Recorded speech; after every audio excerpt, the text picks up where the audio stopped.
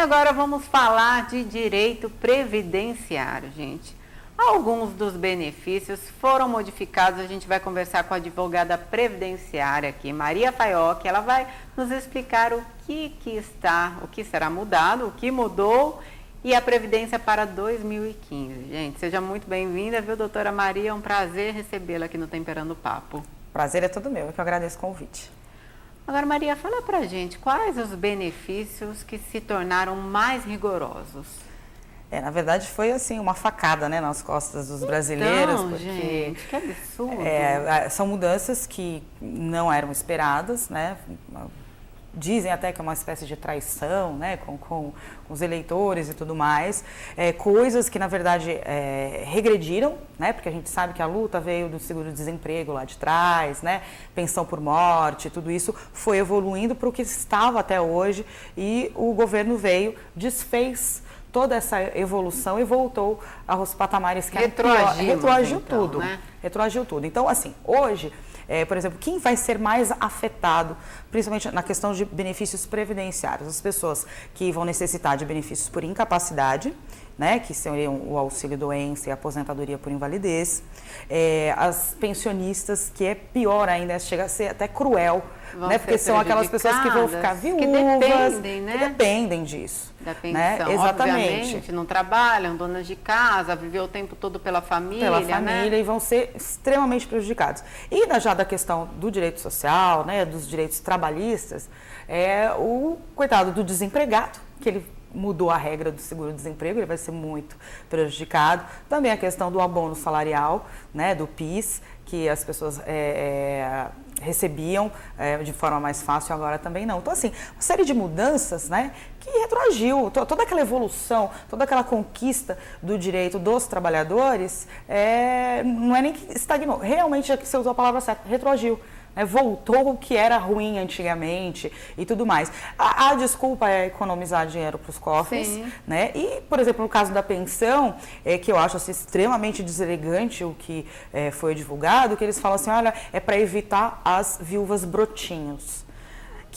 As meninas novas que se casam com pessoas mais velhas. O que o governo tem a ver com isso? Exato, e assim, tudo bem, gente, se tem alguém que pratica fraude na Previdência Social, essa pessoa tem que ser investigada, punida. Agora, você não pode, por causa de uma minoria que pratica fraude, prejudicar toda a maioria trabalhadora, a pessoa que realmente contribuiu, que paga, que sofre para pagar, porque não é barato, né? O trabalhador, quando ele pega o contra-cheque... Nem para o trabalhador, nem para o empresa, empresário, né? Não é barato para ambas as partes. E assim, engraçado, doutora, você pode falar melhor do que ninguém, nos outros países há essa evolução, né? Eles sempre pensam, na maioria das vezes, no cidadão. Por que no Brasil não ocorre isso? Então, no Brasil, ao invés de, né, o que é estranho, até porque foge até o discurso político dos últimos anos, ao invés de beneficiar o trabalhador, né, ou em detrimento para não tirar um direito do trabalhador, se taxar outra coisa, talvez a indústria ou os empresários, eles fazem o contrário, né? Eles acabaram, quem pagou o pato aí dessa talvez uma administração ruim, né, desse rombo que está tendo, de não ter dinheiro em caixa, às vezes, para pagar o essencial do país, quem está pagando o pato agora é o trabalhador. E uma certa parte também é o patrão. O trabalhador, né? Então, é muito triste isso, porque é quem mais precisa. Né? Quem mais, agora, por exemplo, você vê, a gente tem um desemprego terrível.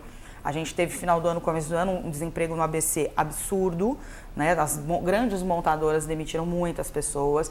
Essa semana que passou também, Franca, no interior de São Paulo, que é uma capital dos calçados, né? Grande demissão, então muita gente sendo demitida.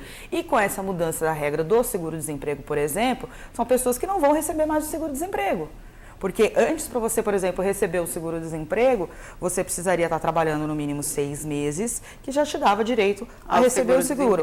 O que acontece agora? O governo agora aumentou esse prazo mínimo. Você tem que ter no mínimo 1 ano e meio. 1 ano e meio registrado. 1 ano e meio. Então, você imagina a quantidade de pessoas que justamente agora, nessa época de crise, estão sendo demitidas e que antes tinham o refúgio um pouco, né, de alento no seguro-desemprego. Não vai ter o auxílio. Não vai ter. Né? Então, assim, é uma economia para o governo. É uma medida que a população, de certa maneira, não pode fazer algo para que eles voltem atrás? Nós esperamos o seguinte, isso foi feito por medida provisória, tá? Medida provisória assinada exclusivamente pela Presidente da República. Então, é ela que, provisoriamente, de emergência, ela assina essa lei, que chama medida provisória, para valer.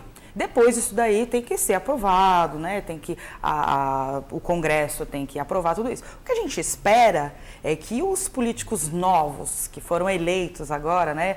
Final de 2014, na última eleição, é que a gente espera que esses políticos não deixem isso daí passar. Né? Exatamente. Porque isso já se repetiu em 2005, aconteceu meio que parecido, que era uma medida provisória também que tirava direitos dos doentes que para poder requerer benefício, auxílio-doença, aposentadoria por invalidez, principalmente prejudicando no cálculo do valor desses benefícios, e foi derrubada.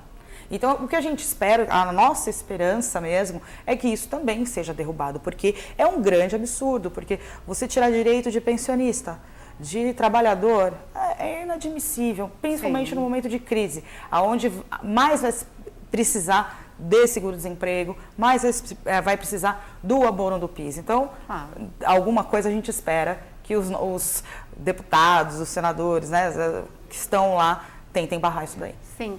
Doutora, as pensionistas que estão em casa, no momento com certeza desesperadas, preocupadas com o que possam acontecer, aquelas que já têm esse direito adquirido, muda alguma coisa para elas também? Não muda. Quem já recebe a pensão, continua recebendo a pensão da mesma forma, tá? Essa mudança que veio para as pensionistas, são para pensionistas novas e ela vai entrar em vigor a partir do dia 1º de março. Então, como que vai ser essa nova regra? A pensão não vai ser mais vitalícia, só vai ser vitalícia para aquela mulher, né, ou para aquele homem com 44 anos ou mais. Aí sim eles vão receber. Isso, aí ela vai ser vitalícia. Se ficar viúva antes dos 44 anos, vai ter uma tabelinha, ela vai receber durante 5 anos, 8 anos, 15 anos e encerra. Isso daí ainda é uma das coisas que prejudica, mas tem a pior, que não vai mais receber 100% da renda do marido, né? Não vai receber 100%. Vai receber 50%, metade, 50%? E 10% para cada dependente. Então, por exemplo, a viúva, só ela, recebe ela 50, com mais 10 dela, uma cota para ela, mais 2 filhos, ela 80%. Vai receber 80%. Tá. Se é só ela, 60%. Então, você imagina o seguinte, um dos debates que a gente estava tendo outro dia até. Tem muita família que opta por ter só o pai, né, o chefe da família, trabalhando fora. Né? E opta também, olha, ao invés de pagar também um INSS, a contribuição previdenciária para a dona de casa, para a esposa, vamos concentrar tudo no meu salário, a gente paga um INSS maior para mim, porque vai ficar a renda da nossa família, no futuro se eu faltar, você vai receber o meu valor de pensão. Então muita gente se programou ao longo dos anos para isso. E aí agora muda-se a regra no meio do caminho, essas pessoas vão ter que repensar tudo isso. Porque nem tem o direito adquirido, né? Porque não tem. Não então, tem. Assim, é muito preocupante, porque isso aqui é uma coisa que nunca foi vista na história do país.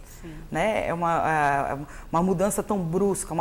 Na verdade, foi feita, né? O que sempre se falou, né? O pessoal de casa pode até vai recordar do termo reforma. Sempre fala assim, o Brasil precisa de reforma previdenciária, o Brasil precisa de uma reforma de tributário. Só que foi feita uma reforma, a caneta só. Uma pessoa só chegou e falou, olha, agora é assim. Ela impôs, né? Exatamente. Para toda a população, para todos. Por que ela não falou isso na hora de se eleger? Então, antes da eleição, né? Então, é complicado. Então, assim, me assusta. Me assusta num país democrático coisas dessa forma. Né? A gente não sabe o rumo que isso vai tomar. E o engraçado é que assim, a gente vê que a população está estudando mais, está se informando mais, está rejeitando mais coisas que são impostas, né, para a gente. Exato. E mesmo assim eles estão tentando fazer como antigamente, né? Poxa, é um tipo de atitude assim que a gente não tem que aceitar mesmo. Assusta principalmente quando o que a gente está discutindo aqui, o que a gente está alertando, assusta quando são direitos fundamentais, né? É direito do trabalhador, claro. É o direito da viúva, né? Então, assim, essas coisas assustam muito. Quando mexe no bolso e mexe em direito tão fundamental, tão necessário, né? Porque é o que eu falo, gente, vai além da política, vai além do direito previdenciário.